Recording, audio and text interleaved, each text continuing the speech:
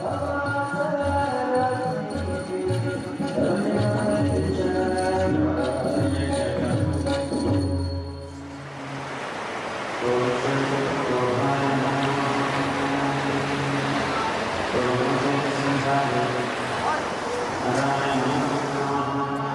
come the people we love the most are the ones who give us the most sadness?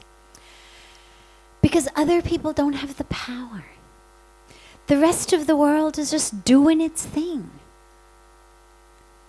We're only deeply attached to what our loved ones do. For most of us. We may turn on the news, you may read the paper, you may hear about something that happened to someone. And for a moment, you become a little sad. But it doesn't keep you up at night. Several years ago, Puja Swamiji and I were flying from Lisbon, Portugal, to Tenerife, Spain, in the Canary Islands. And our flight was going via Madrid in Spain. So the flight went from Lisbon to Madrid and then Madrid to Tenerife. The day we were supposed to fly from Lisbon to Madrid and to Tenerife, there was a plane crash in the Madrid airport.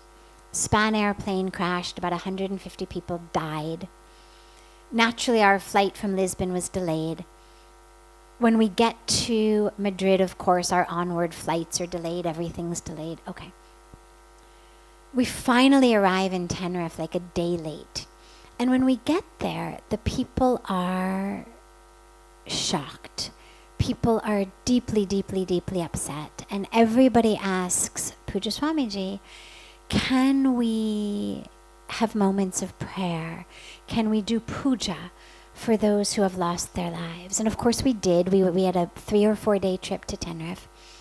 And we spent 2 days doing prayers and pujas and silence for the people who had lost their lives. But after about 2 days of this, I thought, this is so interesting. 150 people, because nobody in the Tenerife group knew anybody who had been on the plane. So it wasn't like actually members of the community or their families had been on the plane. I asked everybody, did you know someone on the plane? No. And I started really thinking, I'm a psychology student, and so people's psychology really interests me. And we were also sad, of course. Plane crashes are sad things. But in the 2 days since that plane had crashed, tens of thousands of children had died of starvation. Thousands and thousands of people had died due to lack of water. I didn't know that at the time. I wasn't doing work for water then. Now I know that. But so many thousands of people. I was already very concerned about the tens of thousands dying of hunger and what our food choices do, how our food choices are pulling food out of their mouths. So I was very interested in, why is it that 150 unknown random people in a plane that crashed in Madrid have turned this community into people who are so shocked, so sad, who can only think about doing puja, doing prayers.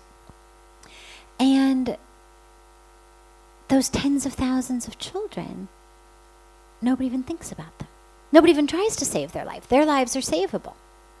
If we all became vegetarian, they wouldn't die of starvation. And what I realized in thinking very deeply about it is the plane crash people are people just like us. It wasn't our family on the plane, but it could have been. Everyone living in Tenerife had been on that airplane. They'd all transited through Madrid, some of them last week. That could have been us.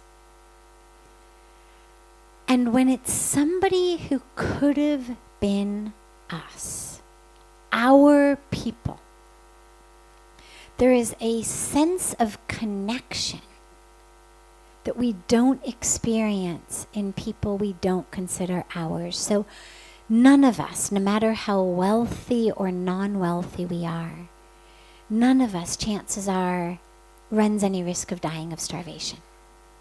We're all going to get enough to eat to sustain our lives. So those children who are dying of starvation are not just like us. Hence, the connection isn't there, hence the compassion isn't there. But spiritual practice, of course, is all about how can my compassion extend? How can my consciousness extend?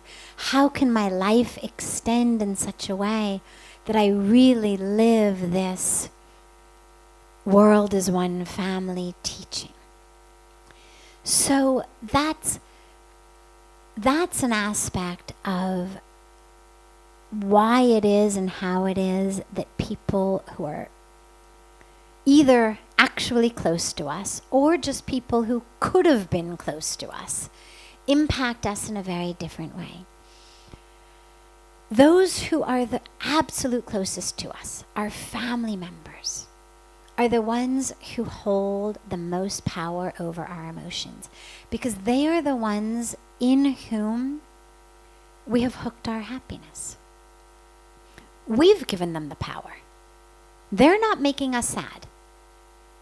What it is I've decided that because you are my husband, or you are my child, or you are my brother, you need to do what I say. You need to act the way I want. And when you don't, I become upset. I have taken my peace and my joy and I have hooked it into your actions. जैसे मैं चाहती हूँ, जब मैं चाहती हूँ, जिस तरह से मैं चाहती हूँ, अगर आप करोगे तो मैं खुश हूँ, नहीं करोगे तो मेरा शांति चले गई. और फिर मैं कहूँगी कि ये आपकी दोष है, आप नहीं. You have made me angry. No, I have not. You haven't made me angry. I have made myself angry. Because I have expectations, and expectations with attachments. I have an expectation of how you will act, and I am very attached to that expectation coming true. So expectations we all have. But the level of attachment to the expectation. So yes, we all assume our loved ones are going to treat us with love. They're not going to betray us. They're not going to harm us. They're not going to cheat on us. But our level of attachment to that is what determines my own inner sadness. If you act the way I want you to act, then I'm happy. And if you don't, then no. That's not a way to live. फिर सारे जैसे आप dance करोगे ऊपर नीचे, इसी तरह से मेरी खुशी, मेरी शांति ऊपर नीचे जाएगी. But that's not a stable life. That's why we need to take those hooks out of other people, bring them back, and realize the only one I have any control over is myself, my reactions. And so rather than focus my energy on trying to change people around me, I'm going to focus my energies on changing my reaction. That power you have. आपको कोई दुख नहीं देते हैं, अपने को दुख देते हैं. So the minute you decide no more, I'm done. My happiness, my peace is more important to me than what you do. Yeah, I'd like you to do what I want, fine. But if you don't, I'm not going to lose my peace over it because my peace is more important to me. Yeah, I'd like you to clean up your clothes. I'd like you to put them away. I'd like you to help with the dishes. I'd like you to come home on time. I'd like you to do your homework. But my peace is the most important thing to me. And I will not sacrifice my peace, my joy, for your grades, your clothes, your coming home on time. Because that's my most precious precious possession. Because without peace, without inner joy, moksha kabhi nahi milega. That moksha is freedom. And as I'm moving toward it, I've got peace and joy.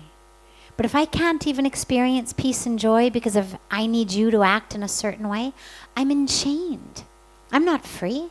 Moksha means freedom, liberation. If I need you to act a certain way, I'm in jail. I'm the one who's chained and stuck. तो मोक्ष बहुत दूर की बात है फिर.